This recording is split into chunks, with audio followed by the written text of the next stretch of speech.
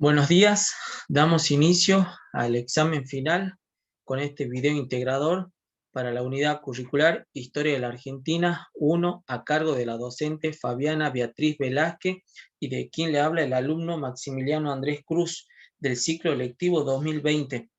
continuación, presentaré e iré desarrollando un PowerPoint que trabajé para la misma. En ello iremos desarrollando lo que fue todos los portfolios y todos los materiales, tanto de sus diferentes autores, a través de la cátedra en todo el año. En el mismo, como había mencionado en el portfolio 1, se trabajó con el autor Gabriel Di Meglio, donde se trabajó específicamente con lo que fue su texto desde el pueblo abajo, en lo que fue especialmente donde el autor destacaba que se buscaba advertir cómo las distintas historiografías han abordado el tema de la participación de la plebe porteña o también la plebe urbana, como la menciona, en la década de la Revolución de 1810 a 1820. Allí también podemos hablar del proceso que tuvo desde el orden colonial, que era un conjunto muy variado por etnia, ocupaciones que abarcaban desde vendedores ambulantes, de plumeros, de escoberos, de comestible, entre tantos, que habían también jornaleros. Ahora desarrollaré lo que fue específicamente lo que menciona el autor. El autor acaba de detallar lo que tuvo el rol importante de la plebe urbana a comienzo del siglo decimonónico, específicamente con la invasión inglesa de 1806 y 1807. Detalla el rol que tuvo sobre todo en esa batalla que se había dado en 1806 alrededor de 600 soldados británicos que habían llegado y que se había desarrollado en la Plaza de la Victoria, por aquel momento hoy en día conocida como la Plaza de Mayo, y donde fueron derrocados y fueron despojados. La plebe urbana había tenido una gran, más que nada, sobre todo, una gran característica en ese desarrollo, en esa pelea, en esa batalla, y sobre todo una gran preponderancia. En 1807, alrededor de 1.200 soldados británicos llegaron de nuevo al río Platense, sobre todo ingresando desde la parte de Uruguay, donde tenían grandes conexiones con lo que sería el sector de los portugueses de la banda oriental y que habían llegado hacia el sector del Río de la Plata y cómo habían introducido y habían llegado hasta Buenos Aires. Acá la plebe urbana tuvo un papel predominante y fue el factor fundamental para aquellas batallas y para esa emboscada que se le dio en diferentes sectores de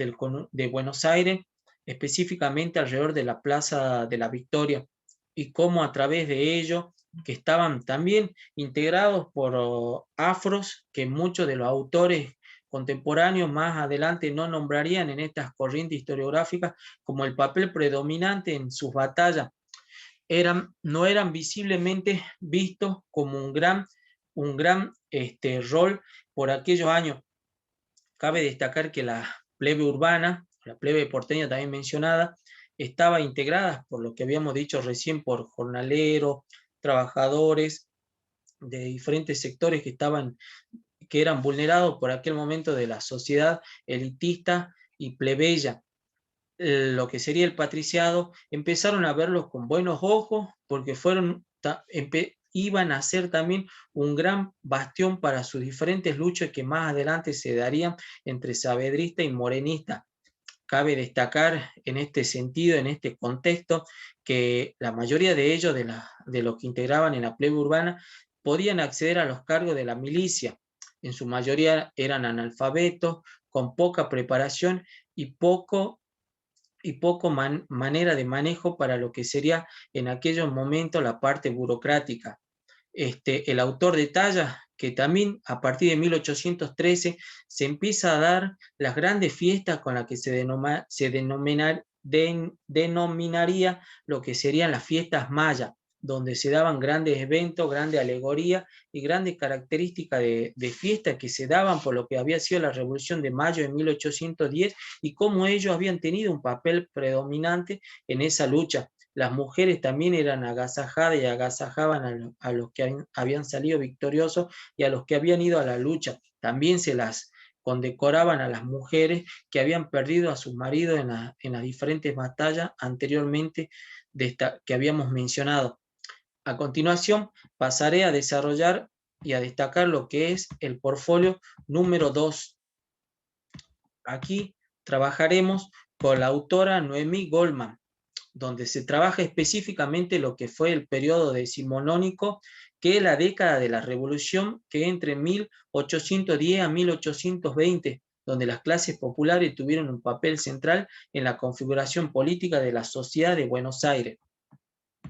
También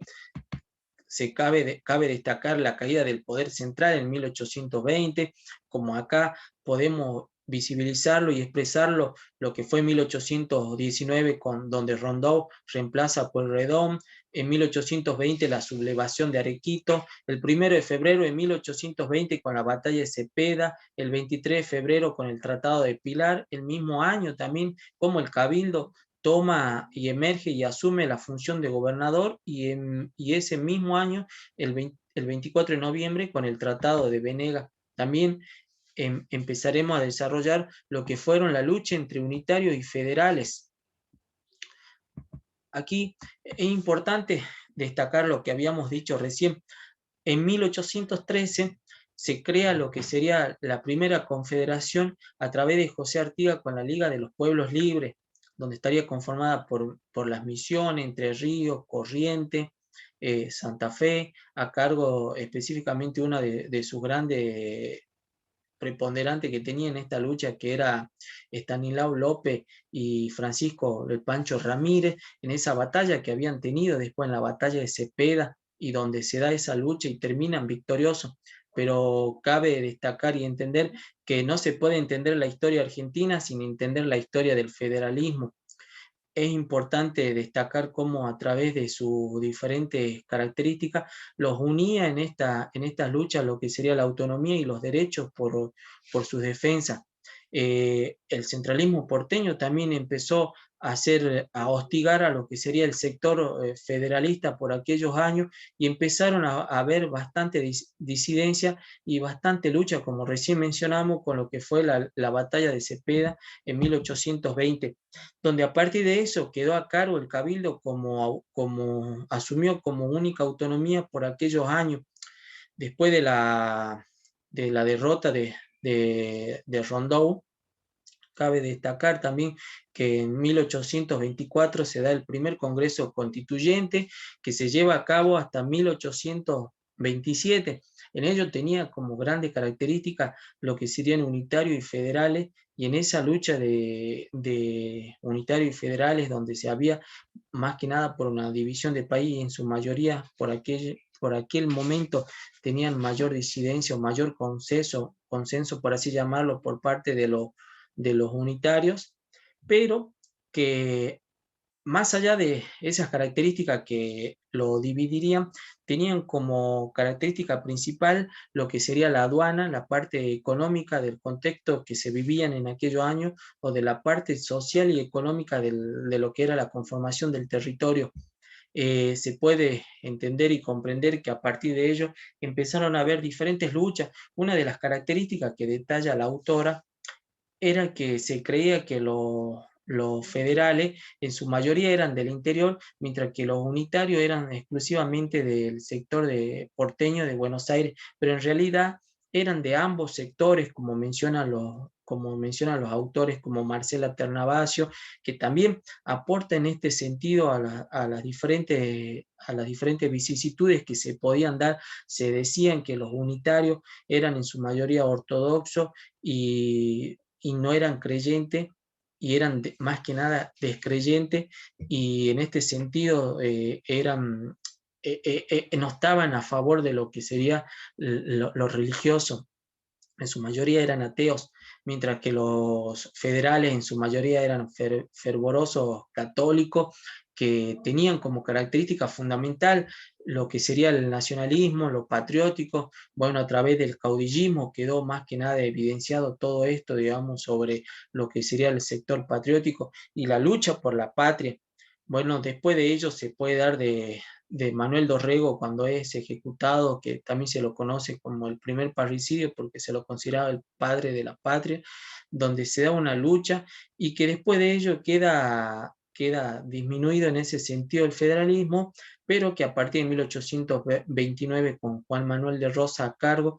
y dándose el Pacto Federal en 1831, pero en sus mandatos él de 1829 a 1832 y después de 1835 a 1852,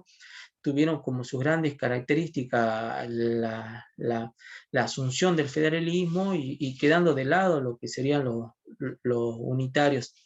donde también se podía visibilizar, donde habían vestimentas diferentes entre colorados y azules, por así llamarlos, con cintas sobre todo que destacaban de rojo a los unitarios, a los federales, y de azules a los unitarios, y en ese sentido cómo podía, se visibilizaba y se podía incluso hostigar o tratar no de buena manera a aquellos que no pensaran de la misma manera que Rosa. También se acercó en este sentido a partir del Pacto Federal con Santa Fe, Buenos Aires con Santa Fe, Entre Ríos, Corrientes para una paz y una unificación, pero también se destacaban en estas características lo que era el sector aduanero. Se puede destacar el rol importante que tuvo el caudillismo. Bueno, ya habíamos mencionado anteriormente o varios de ellos, como fue el Chacho Peñalosa, como fue Facundo Quiroga, en estas características del reordenamiento que tenían a nivel nacional y cómo se podía llevar a cabo todo este tipo de facciones que se fueron dando. Bueno, después con la caída, o mejor dicho, con la destitución en 1852 de Juan Manuel de Rosas, en la derrota, mejor dicho, de la batalla de Caseros a cargo de Juan Urquiza, termina con todo este periodo del rosismo conocido por aquellos años. A continuación, abordaremos y desarrollaremos lo que fue el portfolio número 3 de lo que es el video integrador. Aquí,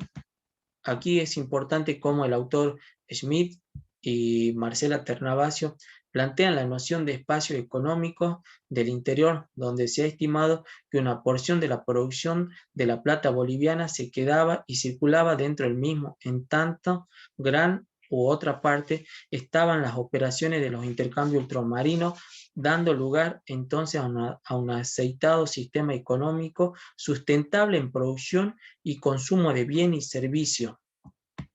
También destaca lo que sería que de 1821 a 1824 hay una economía devastada por las guerras de independencia. Los entrerrianos sustentaron sus finanzas en apoyos provenientes de afuera de la provincia. El segundo momento estuvo ligado con el comienzo de la estabilidad económica y político-institucional fruto del consenso alcanzado por los gobiernos de Chagüe.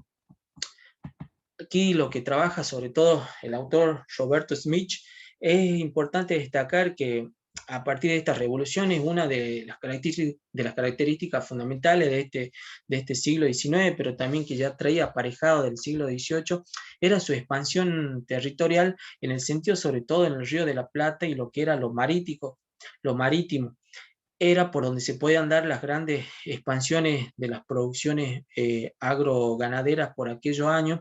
y que después de las diferentes luchas independistas que se habían dado por aquellos años, se toma como gran base central a lo que sería a Río de Janeiro, tomando como la gran sector económico de lo que sería de la conexión Europa al Río de la Plata, donde se puedan hacer las grandes conexiones. Bueno, también se tiene grandes características también en este sentido de la aduana, lo que sería para el sector del norte, Salta y Jujuy, que se puede entender en este nexo que se hacía a Bolivia, pasando por Jujuy, pasando por Cobija hasta llegar a La Paz y después de La Paz a Lima, donde se daba el sector aduanero y económico del ingreso y cómo se podía llevar a cabo. Fueron años de progreso, si, por así decirlo, pero con bastante lucha y con bastante formas de llevarlo a cabo, pero que también tuvieron sus diferentes formas de poder concretarlo. Bueno, aquí en Jujuy fue en aquellos años también, cuando era independencia, en el sector aduanero, considerado en ese sentido por lo que eran los españoles que estaban acá, que era un sector nexo y que era importante para llegar a lo que sería Cobija, La Paz, que habíamos mencionado, Antofagasta, también sectores donde se podía llegar todo el dinero y poder hacer nexo para lo que sería el Alto Perú. Fueron características que se vivieron en esos años y que los autores denotan y ponen en evidencia cómo fue la parte económica y la parte de manufactura que se llevaron a cabo. A continuación, vamos a desarrollar lo que se trabajó también en los siguientes portfolios. En el portfolio 5, bueno, se desarrolló, en el portfolio 4, mejor dicho, se desarrolla y se trabaja con el autor Oscar Oslak, principalmente también tenemos a Hilda Sábato y a Tulio Alperín, pero vamos a hacer hincapié en lo que menciona Oscar Oslak, lo que serían las modalidades. Después de la batalla de Pavón de 1861 y el mitrismo, que podemos destacar desde 1862 a 1868, bueno, menciona estas modalidades que ahora desarrollaremos, la modalidad represiva, cooptativa, material e ideológica. Bueno, la formación del Estado, que decíamos la estatidad, que era la formación de la misma, en externalizar su poder, institucionalizar y poder diferenciar su control. Habían las modalidades de penetración que se buscaba un orden y un progreso. En la misma, como habíamos mencionado, el autor dice que una de las características principales de esta modalidad, o la primera, la que destaca, es la modalidad, la penetración represiva. En ese sentido, a través de la milicia y de la autoridad se buscaba de tratar se trataba de ordenar, por así llamarlo, a través de lo que sería la violencia, o sería también por aquellos años la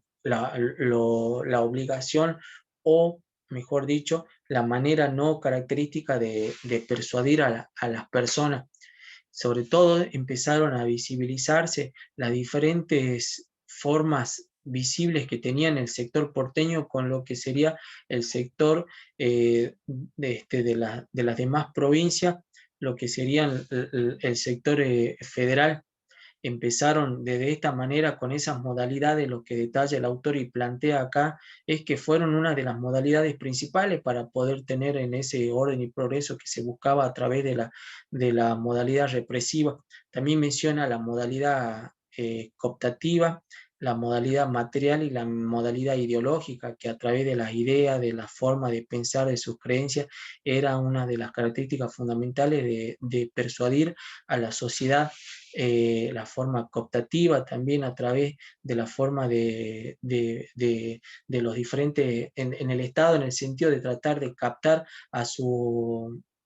a sus diferentes sectores de la sociedad a través de asociaciones, de diferentes mutuaciones que se iban dando. También lo material, de poder brindarle obras en aquellos años que pudieran darle mayor ingreso y mayor idea de orden,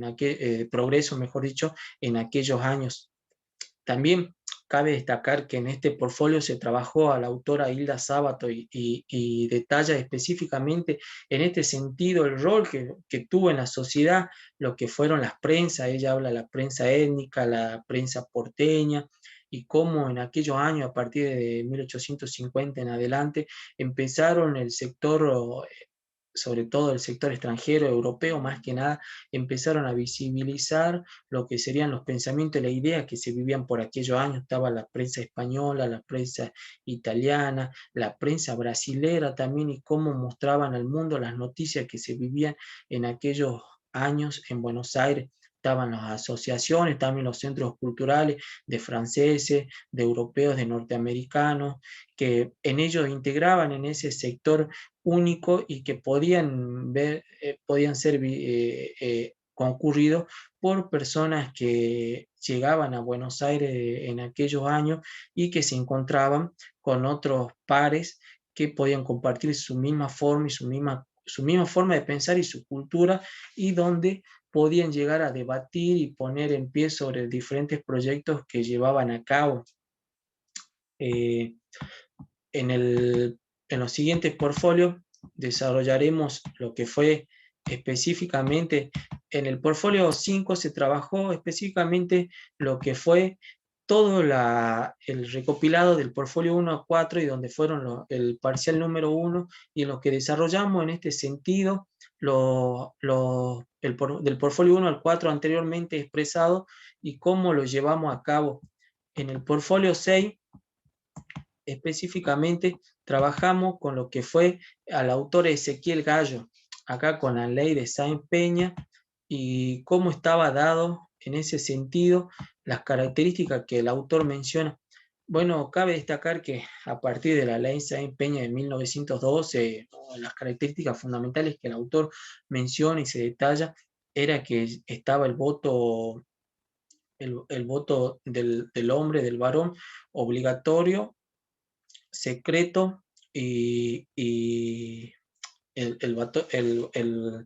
voto voluntario del varón secreto y obligatorio. Cabe destacar que con la ley de Sáenz Peña, principalmente la característica fundamental que tenía era más que nada para poder terminar con aquellos años con lo que se vivía con el tema de los fraudes electorales que se llevaban y además porque había poca concurrencia en el sector electoral. Con ello, a partir de los siguientes años empezaron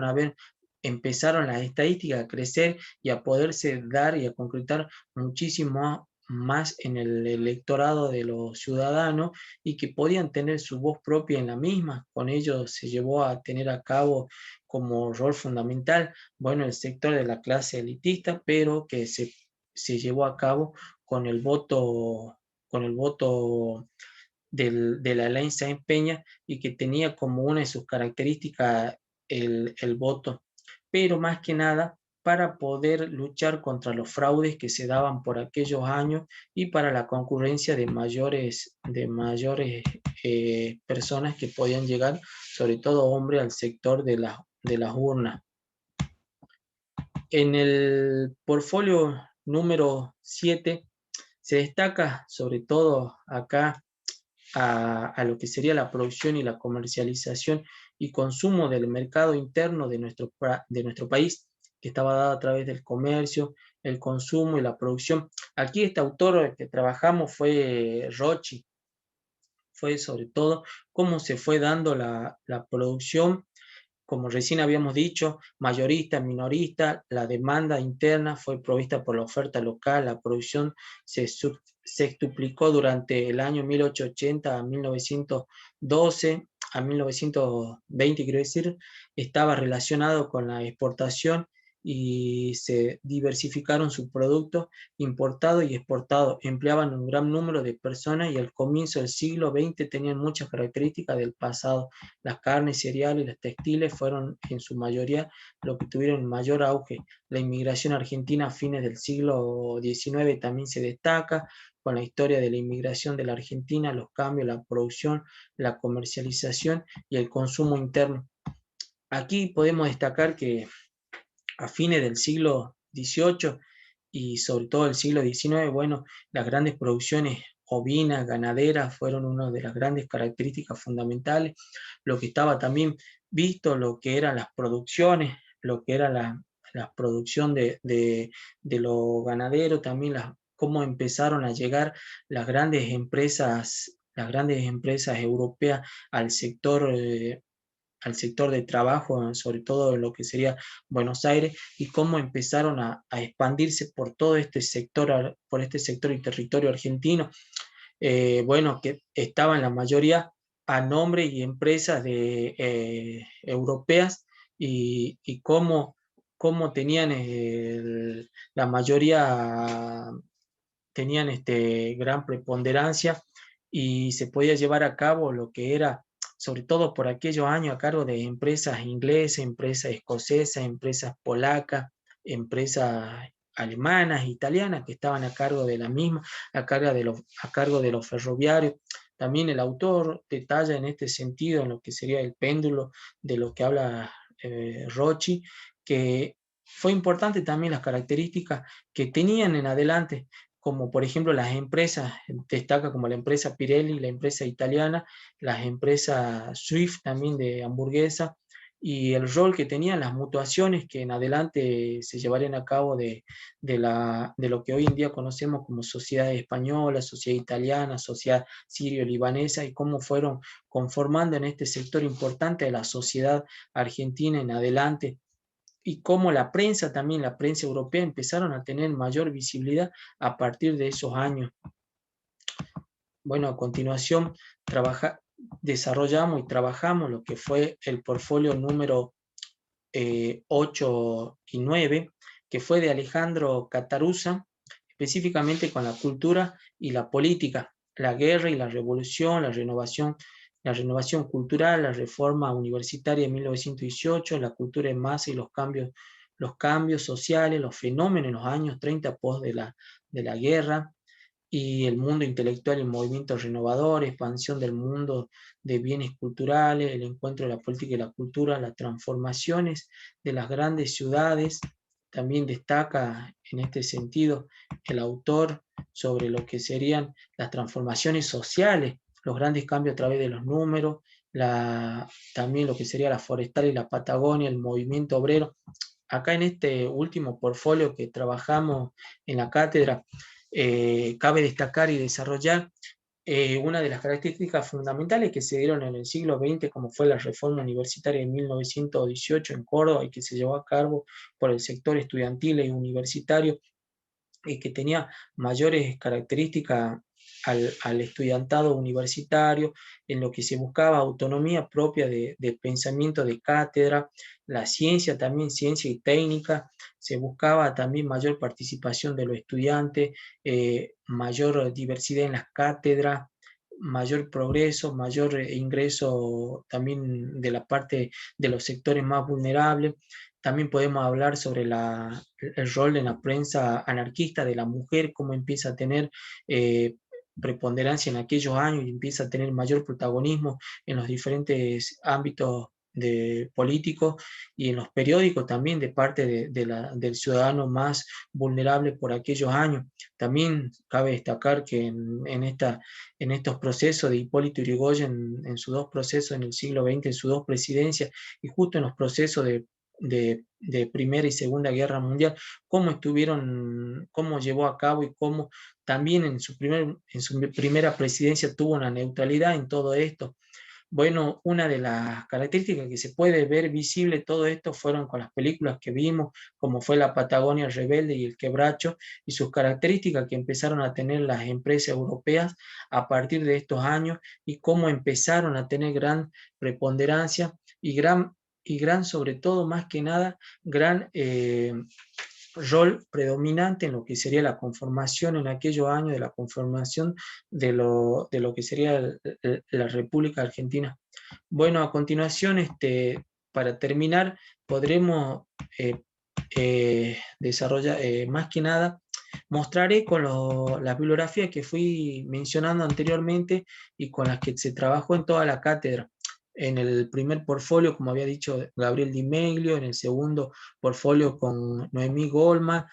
Marcela Ternavasio; en el tercero junto a Roberto Smith, y en el cuarto